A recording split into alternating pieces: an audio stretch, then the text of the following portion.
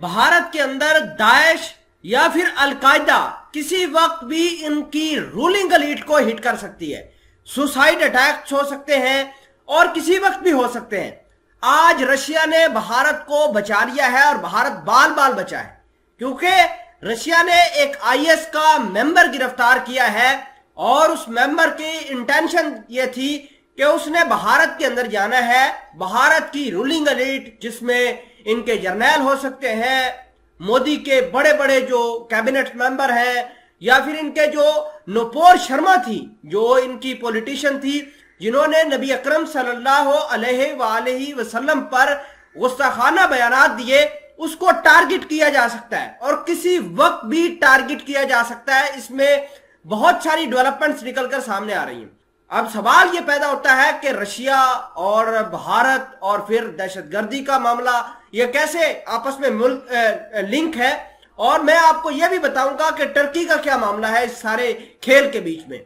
छोटी सी गुजारिश है कि इन डेवलपमेंट्स को जानने से पहले आप हमारा यूट्यूब चैनल हसनात टीवी को सब्सक्राइब करके पास मौजूद घंटी के निशान को दबा लें ताकि लेटेस्ट न्यूज आप तक पर वक्त पहुंचती रहे।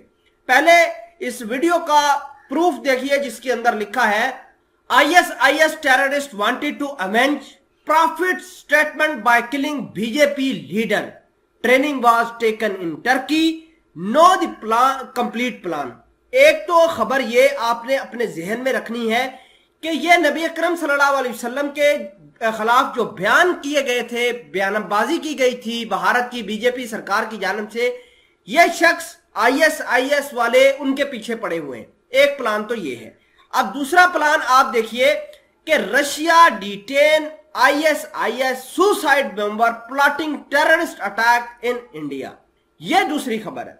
बेसिकली एक सेंट्रल एशियन लड़का था जो मुख्तलिफ तरीकों से रेडिकलाइज होता रहा और टर्की के अंदर गया, वहां से ट्रेनिंग हासिल की।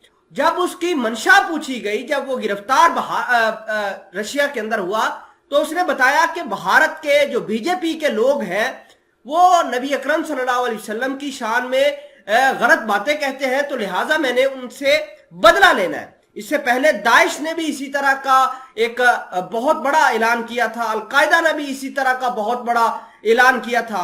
अब दोबारा दाइश का ये मामला सामने निकल कर आया है और ये भारत की जो सेंट्रल कैबिनेट मेंबर्स हैं या इनके बड़े बड़े रूलिंग एलीट्स हैं, उनको ये टारगेट करना चाहते हैं। अब बात यह है कि भारत को अपने मामलात और अपनी जो अकल है वो सुलझानी चाहिए कि कम से कम मुसलमानों के जो मुकद्दस जगह हैं, मुकद्दस शख्सियात हैं, उनके बारे में गुस्ताखाना बयानात मत दे, वरना मामलात ज्यादा खराब होंगे। किस तरीके से लोग रेडिकलाइज होकर भारत के ऊपर अटैक्स करने की कोशिश कर रहे हैं, भारत को इस मामले की ग्रेविटी को समझना चाहिए।